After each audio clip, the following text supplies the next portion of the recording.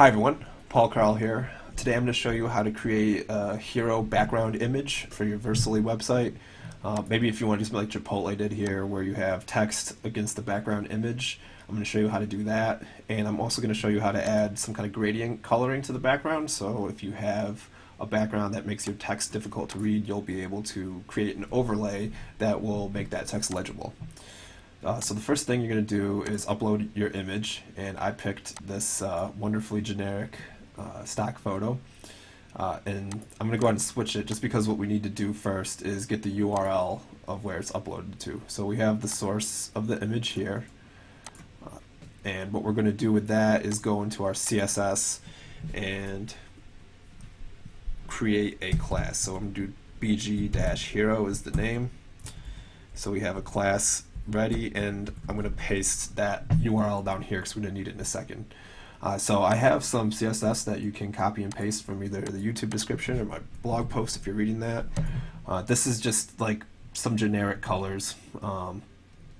This creates a background gradient, and this URL where the pound sign is, you're going to replace that pound sign with the URL of your background. So I'm going to go ahead and do that. And there's a few other things in here like background repeat, no repeat. So we have one image. We don't want to have it repeat at all. But if this was like a tile, so like let's say you had some kind of texture that was a square and it's designed to be repeated, you would just change this to repeat. Background size I did cover, and the position I have it to center. So one thing that you could note, let me just go ahead and run this and add this in so we can look. You're going to have to look at the HTML for the whole site because we're going to add this to this section. This is the first section. It's the Jumbotron BG Transparent. We're just going to change the name of this transparent class to BG Hero. And that puts our image with our little gradient here.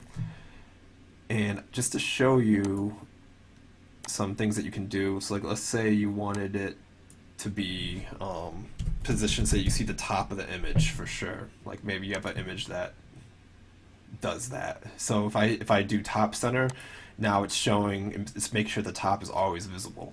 But maybe I don't care about the top and I just want like the bottom to show up for sure. Then what I would do is do like bottom center, and you can also do left and right. So like top right, bottom left, however you want to do it. So you can see bottom center brings it down like this.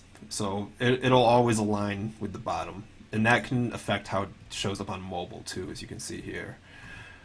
Alright, one of the things that I want to make sure I show you is what it looks like without the gradient. I should have mentioned it earlier, but I guess that's what editing's for, right?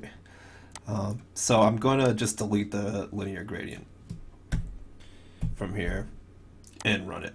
And now you'll see that the text is just, it's not legible against this background. Like I could try turning this white, but then the white would blend in with the white background. That's kind of why I like to have the linear gradient. At least, oops, let's see what did I just do? I broke something. But let me pull that linear gradient back off my little cheat sheet.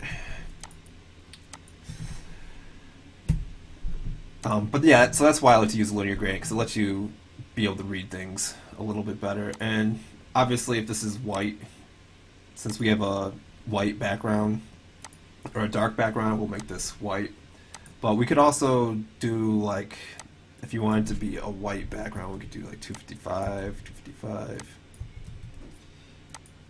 So this kind of shows you how the gradient works. The gradients go in top to bottom here. That hence linear gradient. There's different kinds of gradients. If you wanted just to go like diagonally rather than top to bottom, you could do that. But you could, instead of doing a black overlay, you could do a white overlay and then still use black text. So we'll do that. And what I'm going to do now is just turn this text to white.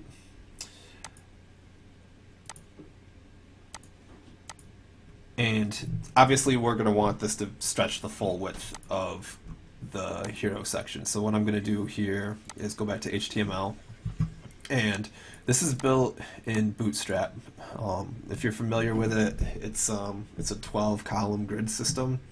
So what this here is basically saying how many columns wide is this going to be on an extra large screen, like my laptop screen, and it says 6, but we're just going to make it 12. So it's going to be full width on every screen size, and now we can see that it stretches that out for us.